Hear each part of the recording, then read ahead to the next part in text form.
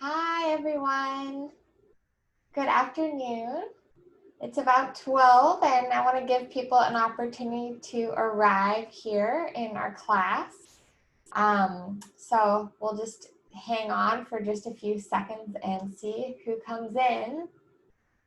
I'm looking forward to talking with you today about all of these interesting practices that I've been incorporating and that I feel will give us better strength of connection to one another and to the planet and to our community.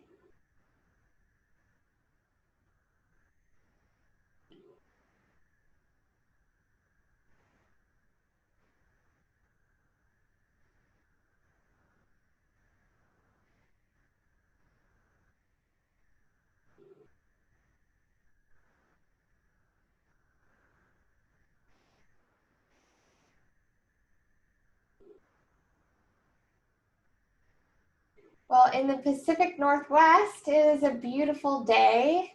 It is nice and sunny out, which is a great relief. Hi, good afternoon. Well, we will let people drop in as they arrive, as they come in. So we will just get started here, and I'll just introduce to you guys what we're going to be discussing today. So today we're going to talk about some of the things that I have gone over in my challenge, which we talked about grounding.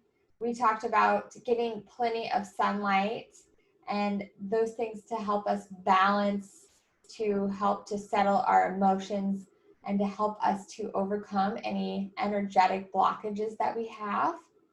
And we are going to be talking about movement therapy, movements that feel good to us, and how we can connect with the atmosphere and the environment in that way through our movements. And then we're going to be talking about mindful eating and nutrition and how we can nourish ourselves in a way. And so this is another way that we can connect to our environment. We connect to our environment every day through gardening, through choosing our food, through cooking, and through listening to our bodies through those transits that they take. Also, we are going to be talking about journaling and gratitude and listening in that other way, and manifestation. We're going to be talking about the advent of social media and how that's decreased the amount of time that we can spend in solitude on our own and strengthening that muscle. So we're going to talk about how we can strengthen that muscle in solitude.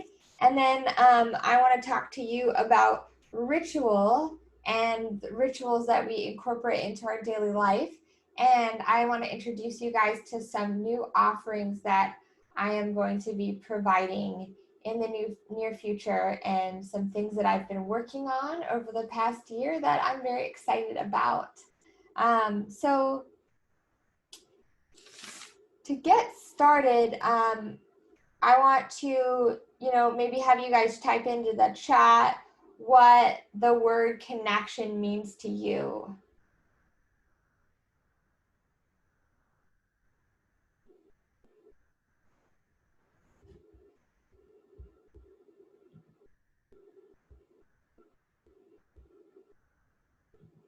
And Linda says friendship.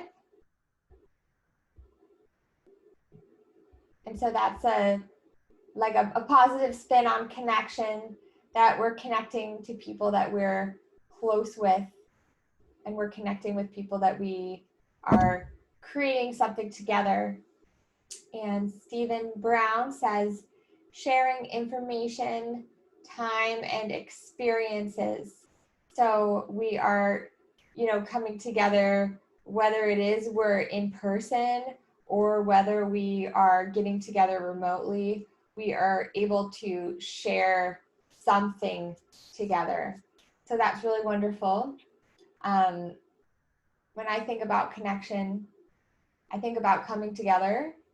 I think about just making contact. And the origins of the word are the word com, C-O-M, which means together, and the word nectere, N-E-C-T-E-R-E, which means to bind and tie. So it means to bind and tie something together, to join something together, and to connect. And so as a species, connection has been a huge important part of our survival. Our ancestors, they had a tribe of people, and the way that you could survive was by making sure that everybody in your close community and network liked you and appreciated you. And so you want to take care of each other, you want to feed each other, and you want to look out for each other.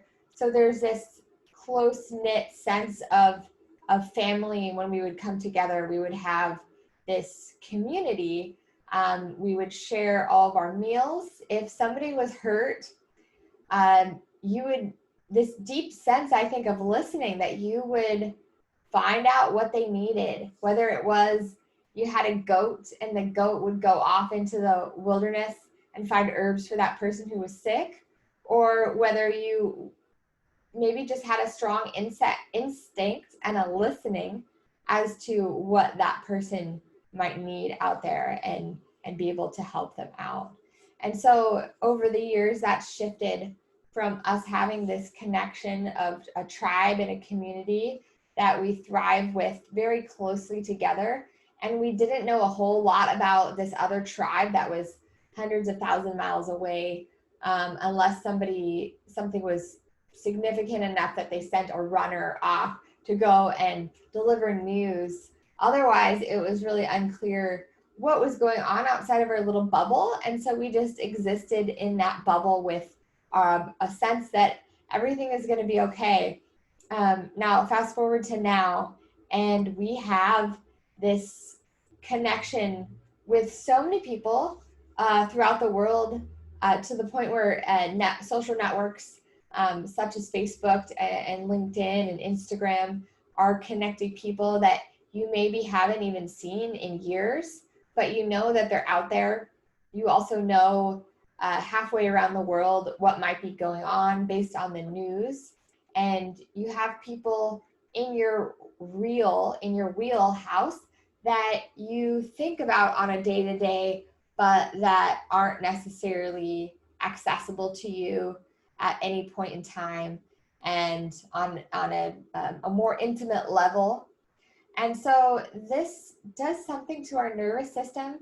I believe that this fragments our nervous system to have this immediacy that this person is actually inside of my cellular device, and I need to check on them, and I need to connect with them on a regular basis, creating this sort of false sense of connection, that we're not actually connecting with these people, or we're not, actually getting any direct contact, but there's a one-to-many effect that somebody is posting pictures or videos or something of them doing, and then you're seeing that as somebody who's by themselves on their couch, hopefully not in your bed looking at your phone, but out there just observing what's going on, and you're actually unable to connect directly with them. And so I think that this is very difficult for us to overcome our tribe mentality, that we want to help and support somebody in this present moment, to become this mentality that we are actually, we are helping somebody who is really far away and who we actually feel disempowered to have a positive impact on their life. So this can be very difficult for us. I believe it can be something that is fragmenting. as well. And just to overcome our tribe mentality is very difficult because we have this innate belief that we will not survive unless we have the approval of the tribe. And so these devices and these technologies, they really play deeply into our psyche and our need and our want to be connected. It's almost as if when you are cooking some food, you're making a meal, but let's say you're not really hungry, maybe you're making it for later. This kind of tricks your brain into thinking, well, maybe I should have a little bit of this because I'm smelling it and I'm sensing it. So maybe I should have some of this food. Maybe I am actually hungry.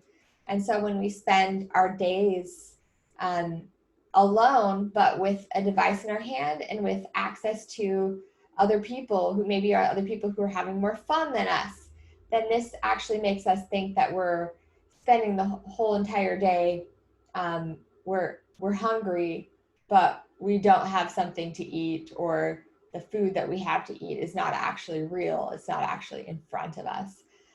So this can be very fragmenting. So to kind of come back and center, I want to talk about grounding and just the principles and the origins of connecting with the earth and how that is really significant for us right now. And so can you type into the chat, what does grounding mean to you, or what does it feel like to be grounded?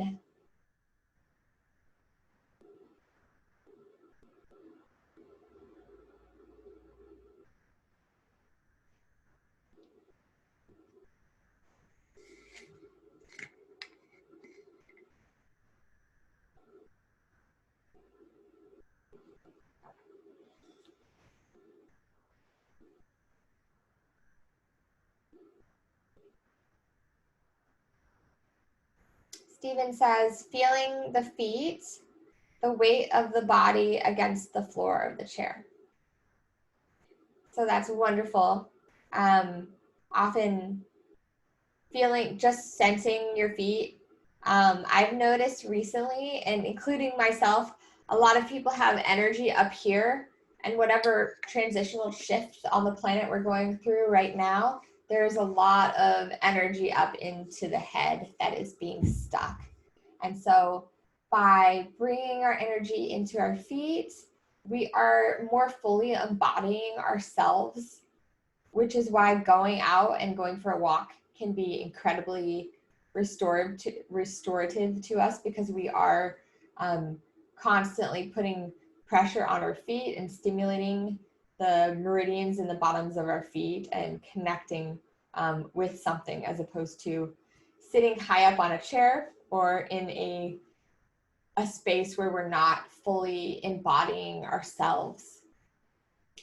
And Linda, it looks like she says not spaced out and not letting your emotions carry you off. So I really like that, because we're kind of getting a little bit of a contrast of what is it and what isn't it.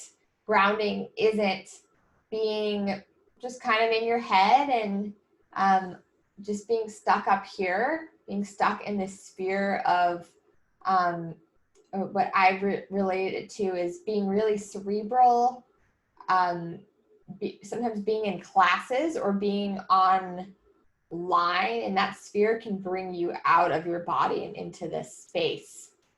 And emotions, and maybe the emotions that are higher up in your head, and not the emotions that you're embodying and you're feeling into your body with those emotions.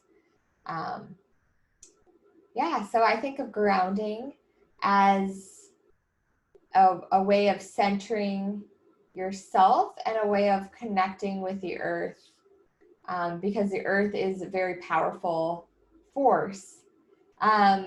First, though, the origins is Grandu, Grandu, which means deep place, or grund, which means the surface of the earth.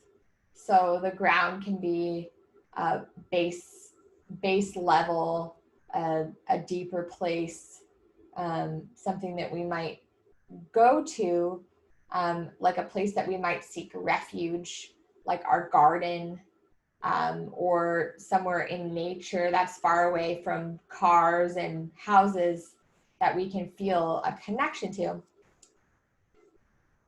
And so I think of grounding as well as the energy of the planet, and the magnetosphere of the earth is resonating at about 0 0.1 hertz. It's the main frequency, which there are many frequencies of the earth, but when the earth emanates a frequency, it actually resonates with the energy of the heart. And so the energy of the heart, when it is in coherence, which means that there's some balance associated with it, its electrical capacity is more in a sense aligned. It's not like an EEG. It's not experiencing an erratic frequency. The energy of the earth is aligned with that. And as evidence, there were some astronauts that went into outer space, and they became very irritable and very hostile at some point. And so they had to create a resonance that they would send people in space with, called the Schumann resonance, which is the resonance of the planet Earth. And through that resonance, people could actually tolerate being away from the earth for a long time. But we're from the earth, and we need the earth, and we need that connection to the planet in order to thrive and sustain ourselves.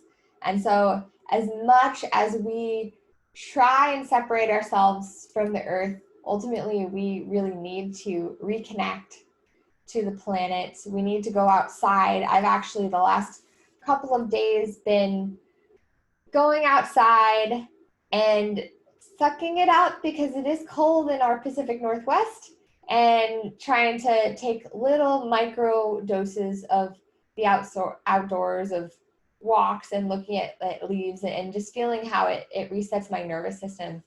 To be outside is very significant, and it's super helpful on an emotional level. Another aspect of grounding to me is disconnecting. And I'm my generation, we've been connected for so long, and we've been so heavily connected to our devices and to social media and to emails, and we've to the point where we actually are encouraged that we need to be connected with these things in order to thrive and in order to have a successful career. And so that is something that has been very significant for me, is to place some boundaries on when I can disconnect. And so for me, one of those times that I really enjoy disconnecting is in the morning, and late at night is in the morning. I like to wake up naturally. I don't like to wake up with devices or alarm clocks.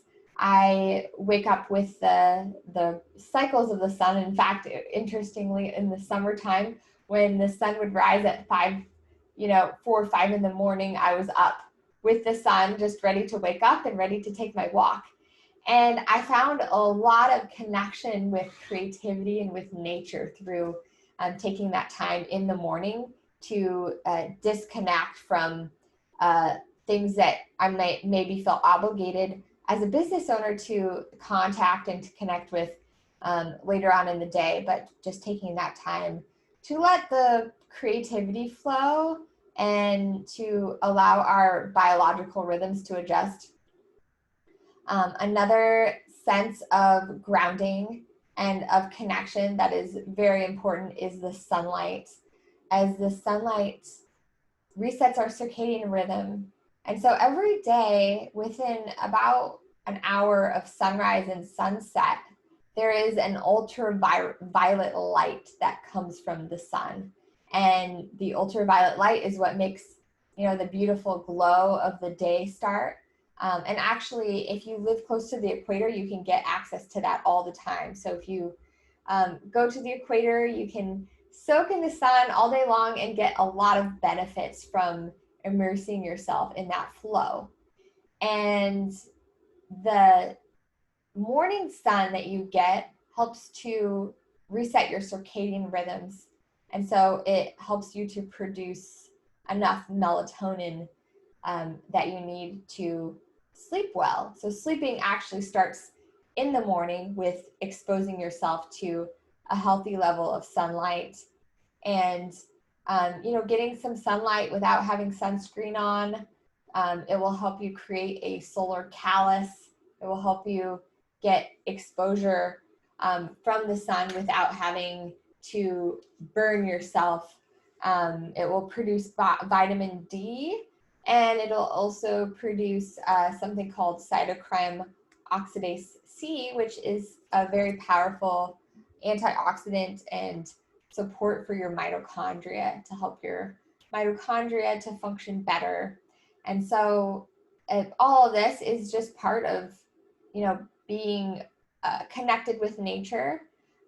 We, as much as we have tried to disconnect ourselves from nature, we really need the sunlight, and we really need earthing and connecting to the ground, maybe taking walks barefoot, and also the process of disconnecting from our devices. As important as we think that things are that are going on outside of ourselves, I think that it is most important that we show up for other people by taking care of those basic needs that we have.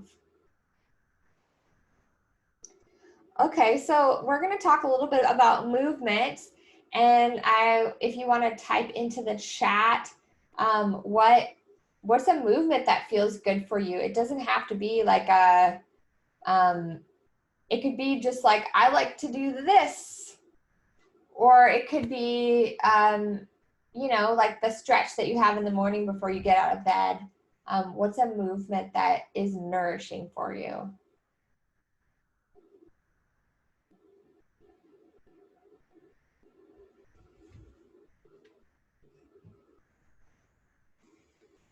And Nancy says dancing and swaying, which is really awesome. I think we need to dance more nowadays. I think we need to get our cells moving, and just movement should be playful, because we're a species that's part of our wheelhouse, is that we like to play and we like to feel energized. And Linda says walking. Walking is a very, very nourishing and grounding thing to do. And Stephen says stretch and breathe, open up my body, and stretching and allowing the meridians to move and align. And I actually have like a movement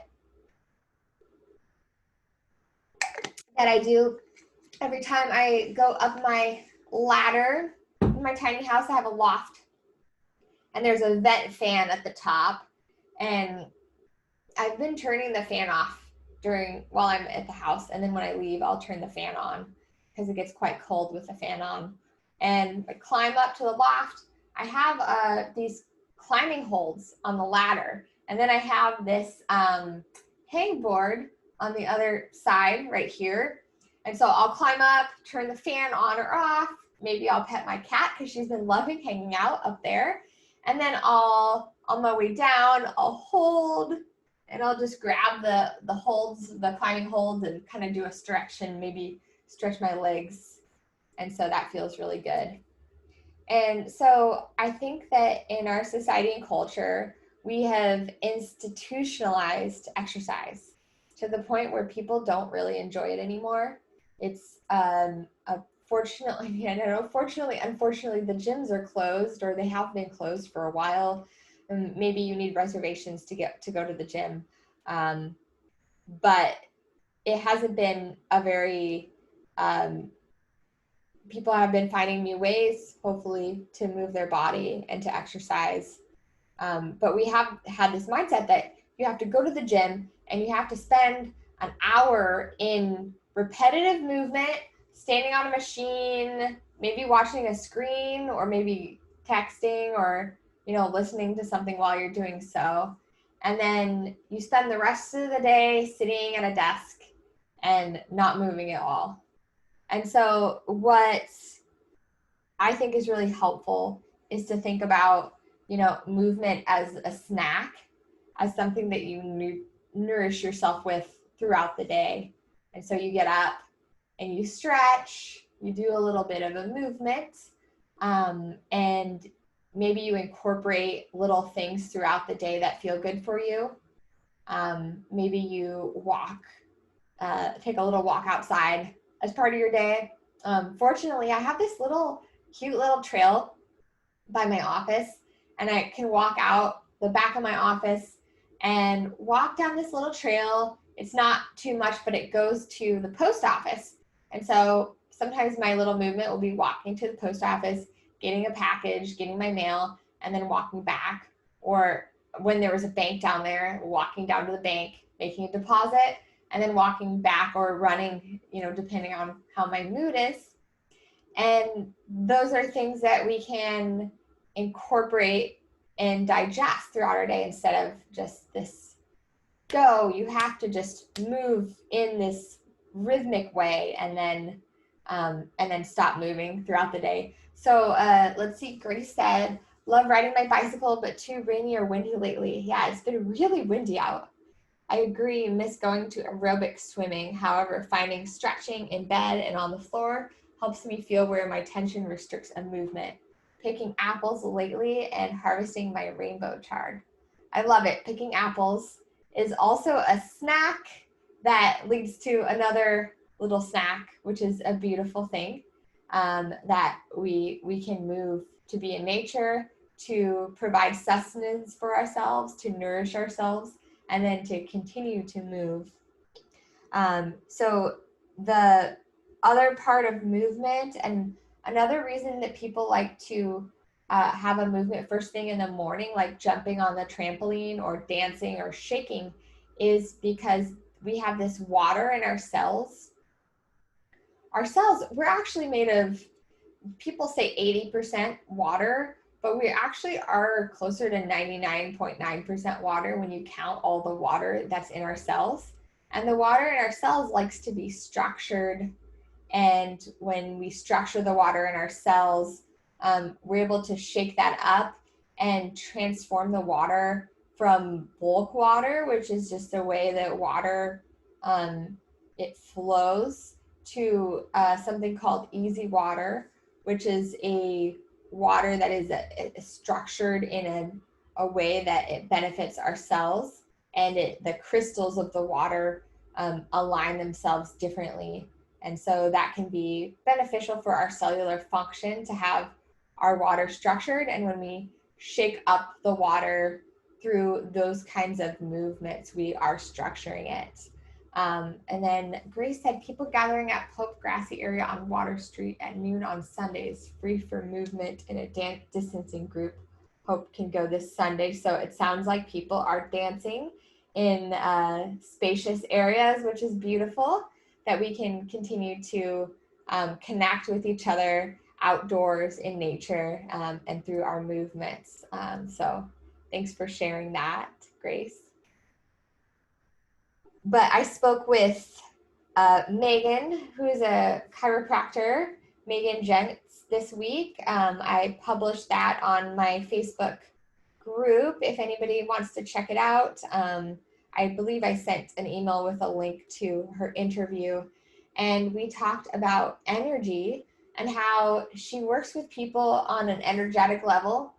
So she works with people's energy fields, and she also works with people on a physical level, inside of their body. And so when we have an energetic shift, what it is really interesting is that movement itself is to move our energy and to allow us to embrace fully that we're not in this little small space in this window, that we actually exist as a larger structure. Our heart has a electromagnetic frequency of at least 5 feet.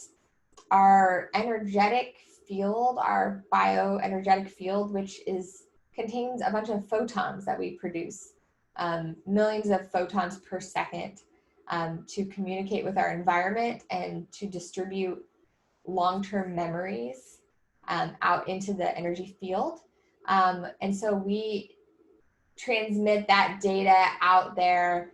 And so we can't really say that we're just this body, this physical body, and we can be in this room with all these physical bodies in these little boxes and these little cubicles, but we actually are taking up a larger space. And so with that being said, yeah, expand your body and connect with the planet around you, because that is what we were meant to do. We are meant to move, and we're meant to expand and not to be so contracted.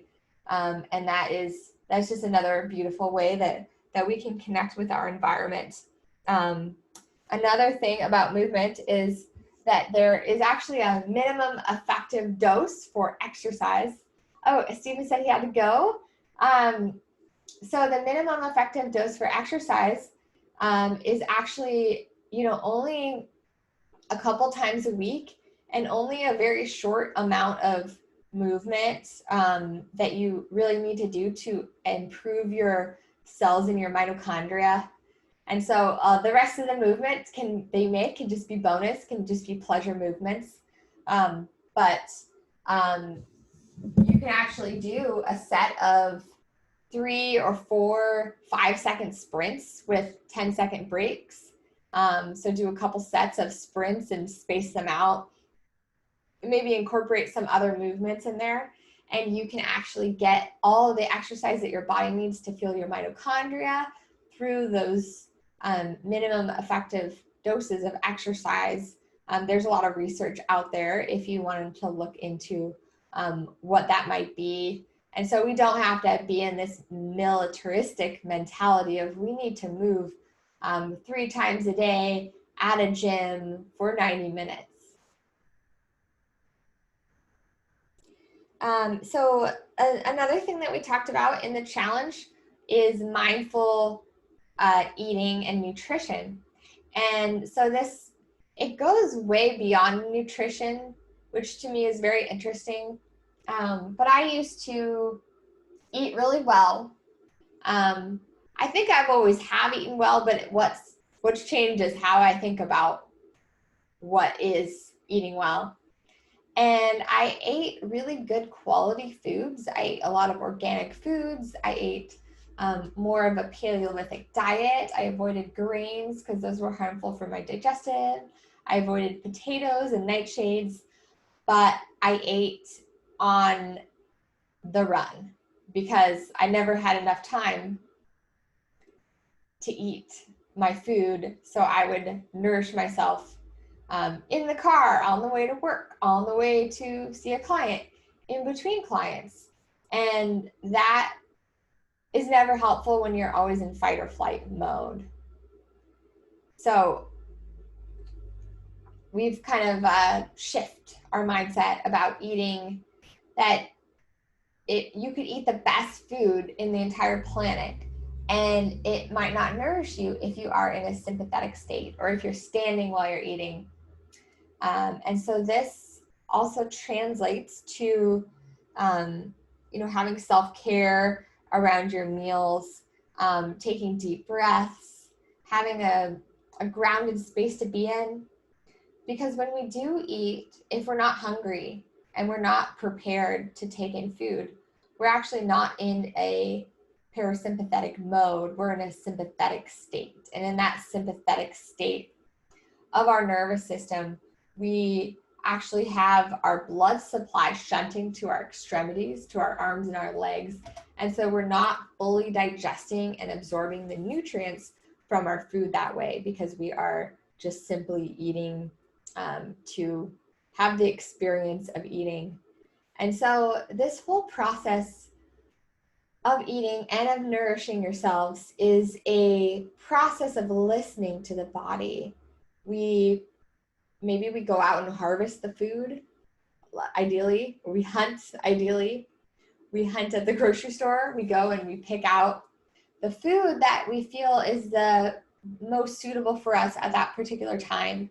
And we go out and then we harvest and we prepare our food. We make contact with our hands, which is really beneficial for digestion, especially when we eat food with our hands. We're connecting with the food in that way. And we nourish ourselves that way, and we can listen and follow the process of eating from the moment that we sit down to, putting our fork down in between bites and taking breaks from the food to, maybe smile at our friends or enjoy. I have a beautiful tree outside my window where I sometimes eat my meals.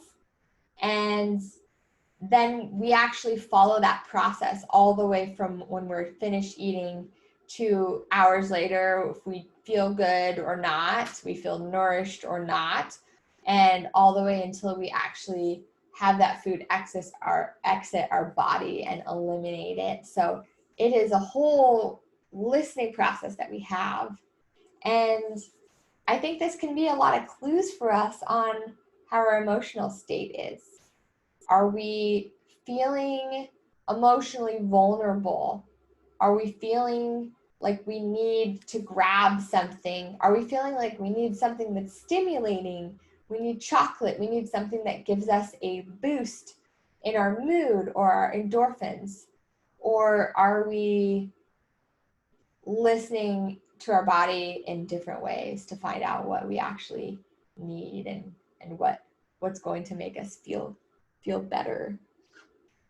And about 50% of Americans actually have H. pylori infections, which is an infection of the stomach lining. And one of the major causes of the H. pylori infection is that we don't have enough, we have so much stress that we don't have enough saliva and hydrochloric acid circulating in our gut to digest our food. And so one of the major problems is that we are eating with a phone or a screen in our hands, or we're eating in a stressed out state and we're not fully enjoying our food. And one of my colleagues that I got to interview, Tara, we didn't mention this on the talk, but at one point when I was in school, I said, I feel bored when I'm eating. And she said, that's good. You should feel at peace while you eat. You should feel just relaxed, and being bored is actually a good sign that you are at peace and there's nothing going on. And so you can just settle into your meal and settle into your body and have an embodied experience with that. Let's see. Grace says, I've noticed when I prepare vegetables to roast, making soup and keeping my meals simple helps me feel grounded and slow down before I eat. So that's great. The slow cooking, the slow food, as opposed to the fast food. Let's take our time and have an experience around it, which I think is ideal. If you can prepare your food right before you eat it, you have this experience of you're cutting, you're salivating a little bit, maybe you're tasting the food a little bit on its way to the oven, and then you're roasting, you're smelling the food, and maybe you're taking a little bit of time to put your feet up as you smell the smells of the food before you decide to go enjoy it. So that's a beautiful thing. Then there's also, in foods that can cause inflammation. If there's a food out there that you feel like causes inflammation for you, can you type it into the chat?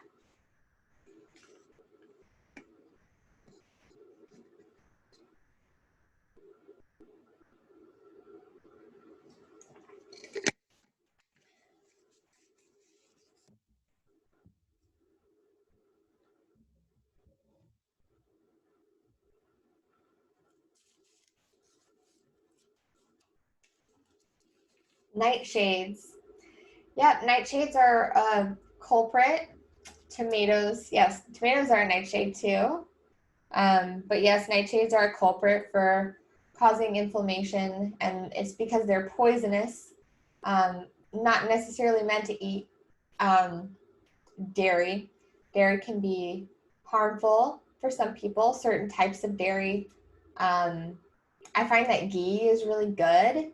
It's because ghee has like literally no lactose in it, and very low casein as well. And so some of those proteins, but in fact, gluten and dairy both have opiate-like qualities that can cause us to be addicted to them and can cause some changes in the brain structure when we eat them. And so I'm glad that you guys brought up nightshades, because there are a lot of plants that have toxicity to them.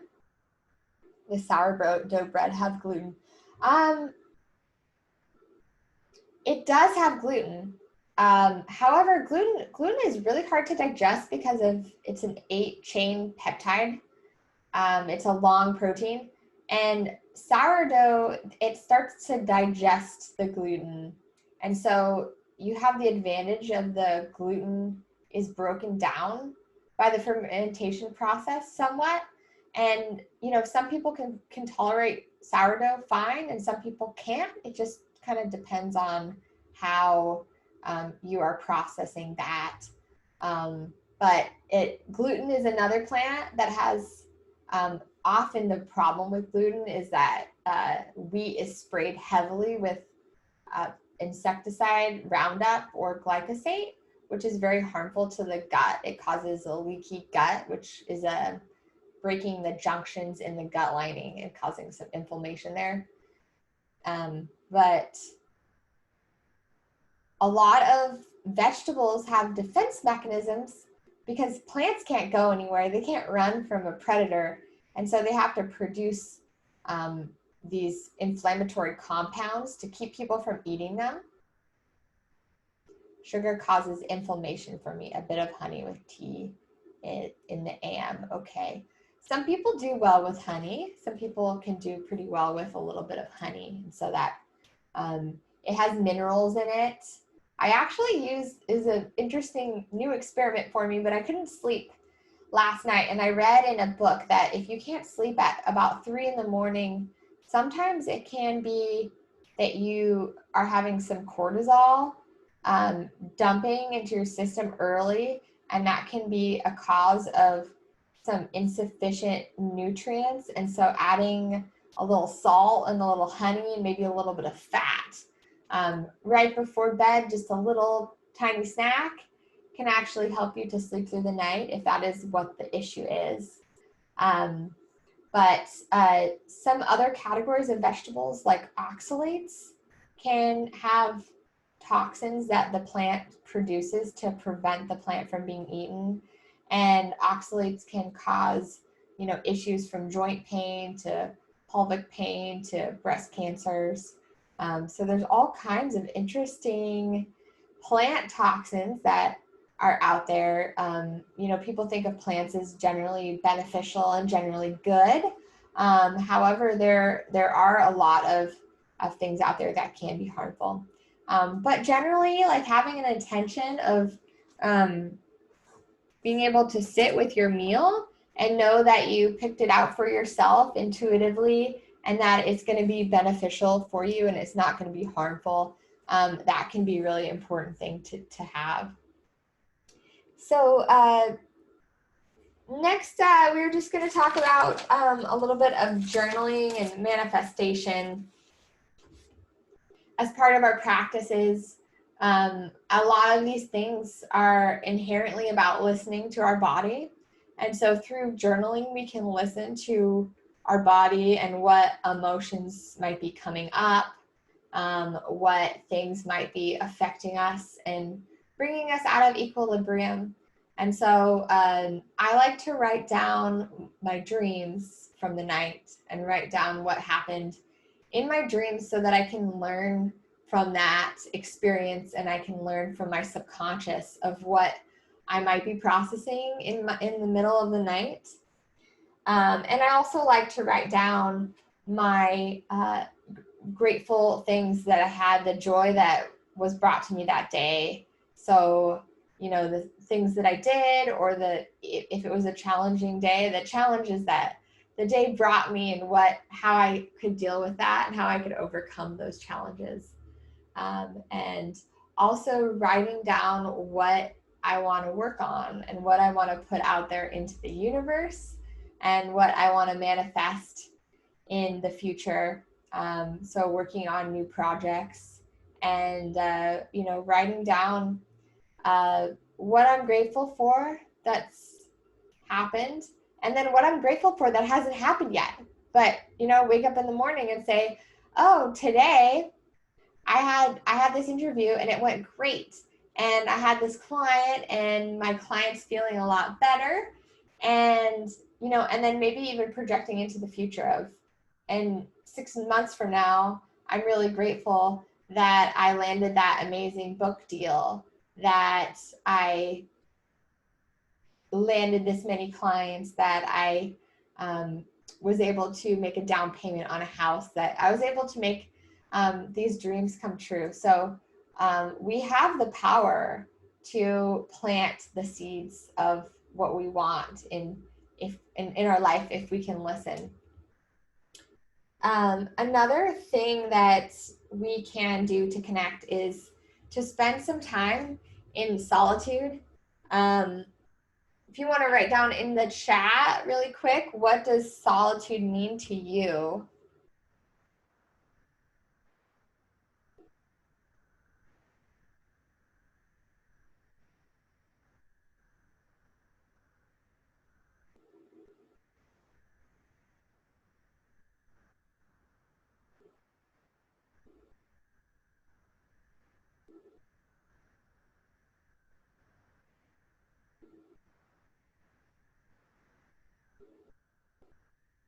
Quiet and being alone.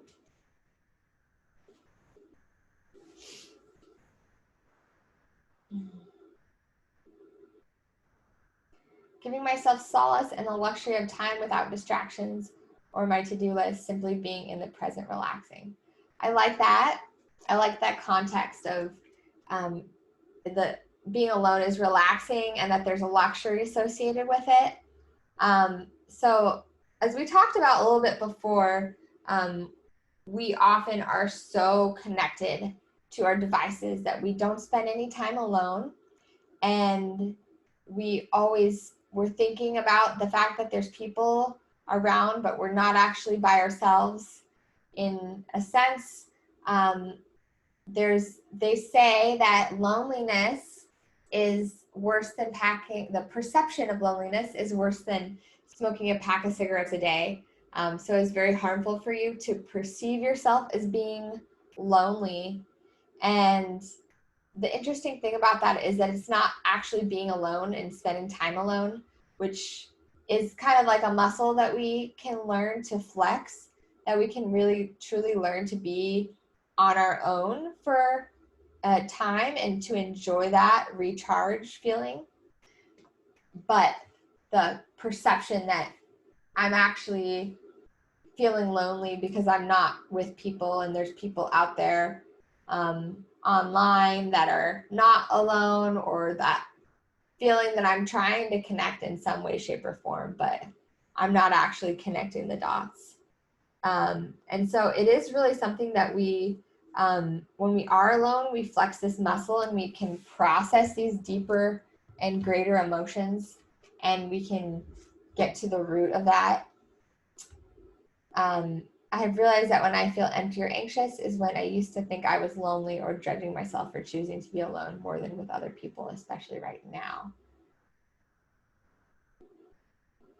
Yeah, so often we kind of have the perception of being alone, or we are with other people, but we don't actually feel that connection with other people. We still feel kind of alone. But the brain, it goes into a default mode when we're by ourselves and we have nothing going on. And that's where we process our deep emotions. And sometimes people feel uncomfortable with that to the point where if you're at a restaurant and a table and the person you're with gets up and uses the restroom or something, you'll immediately pull out a phone and try and to quell that feeling that we have, that there's nothing going on. And if we can learn to settle into that and to really feel into what that feels like, to process those deeper feelings and to allow that to sink in, I think that we'll be a lot more productive when we are with other people, because we'll have processed our own things so that we can connect better. So I want to talk to you about ritual, which if you want to type into the chat, what does ritual mean to you?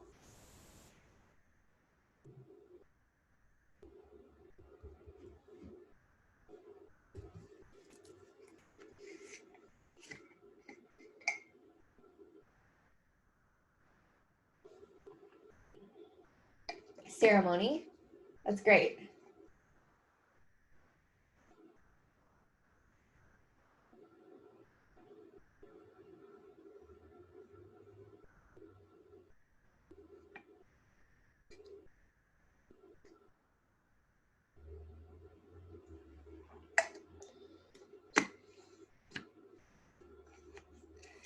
Ritual means to have a regular act I do to help me bring more into flow and connection. I light candles before I write, flowers on Lakshmi Puja from the garden. So that's beautiful. I like that. Ritual is from the word ritus, R-I-T-U-S, which means observance of ceremony, custom, or usage. And to me, I guess ritual means a reconnection to something. It could be a reconnection to nature or a reconnection to ourselves. Now, we have a lot of routines that we do, and a routine kind of implies that it's a mechanical thing. We perform it every day. It's something that we just keep doing and doing.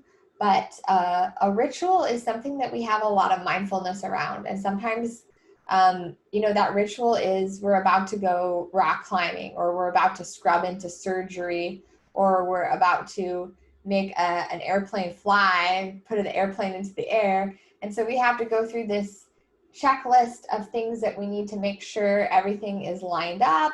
And we have to be mindful because, safety may be an issue, and we're wanting to perform our best through this process.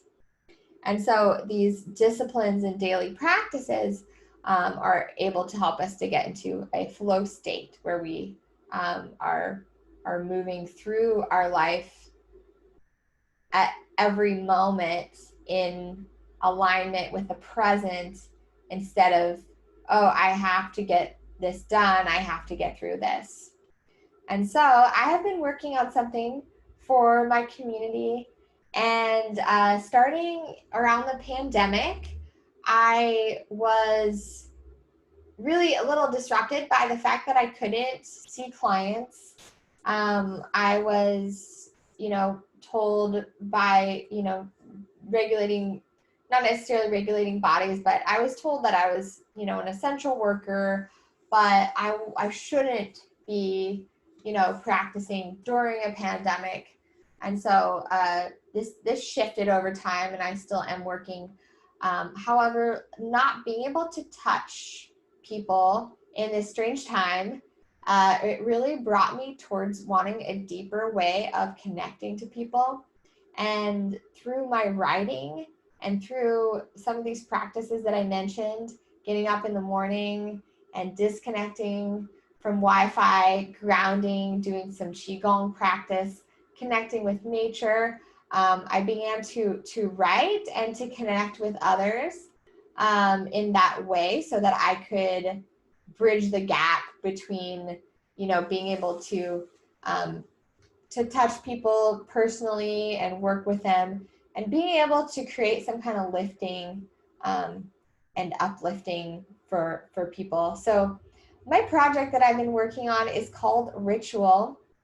It is ancient or ancestral practices to help to ground you and immerse you in connection.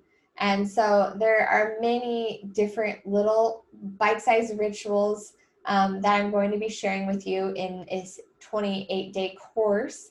and I'm launching it on Sunday, which is the new moon. And so I am going to, oh, thank you. My words have touched my heart and spirit, uplifting for me. Thank you so much. I'm so glad that I've been able to connect with you on that level.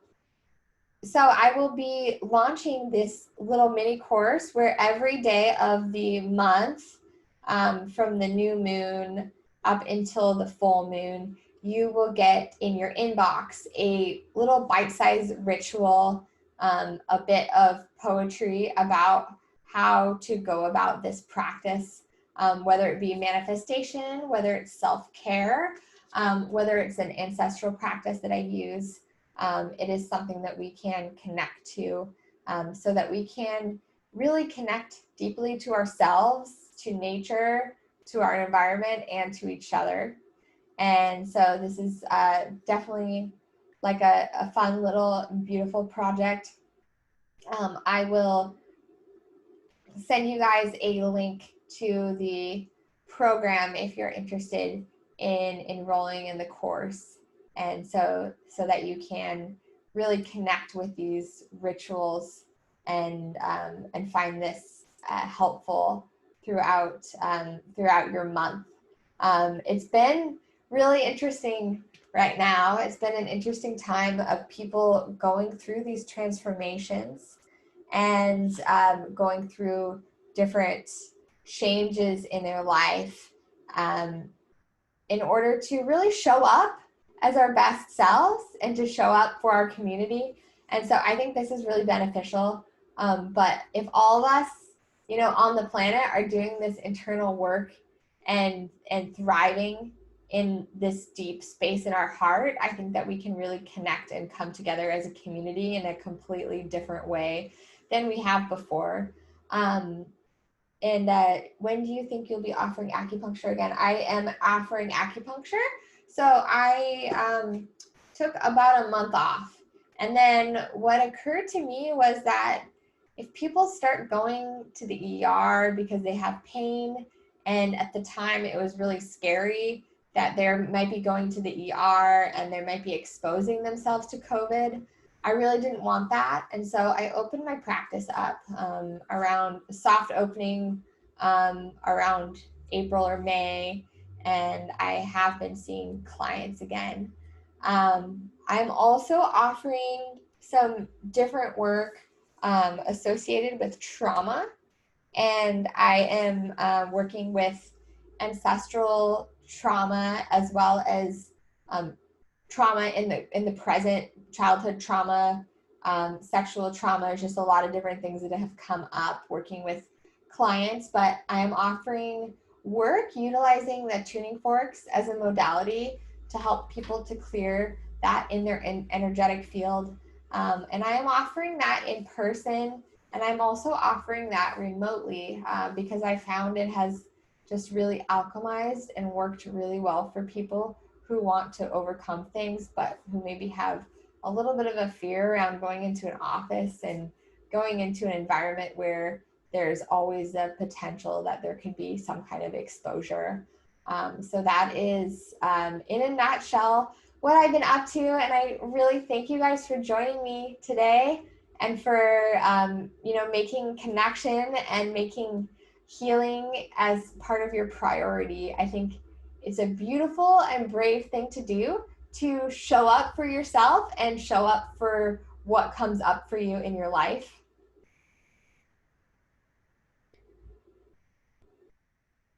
Thank you. Thank you. And I'm so happy that you joined me today. I will see you guys next time if there aren't any other questions for me. And yeah, just have a beautiful day. Thank you.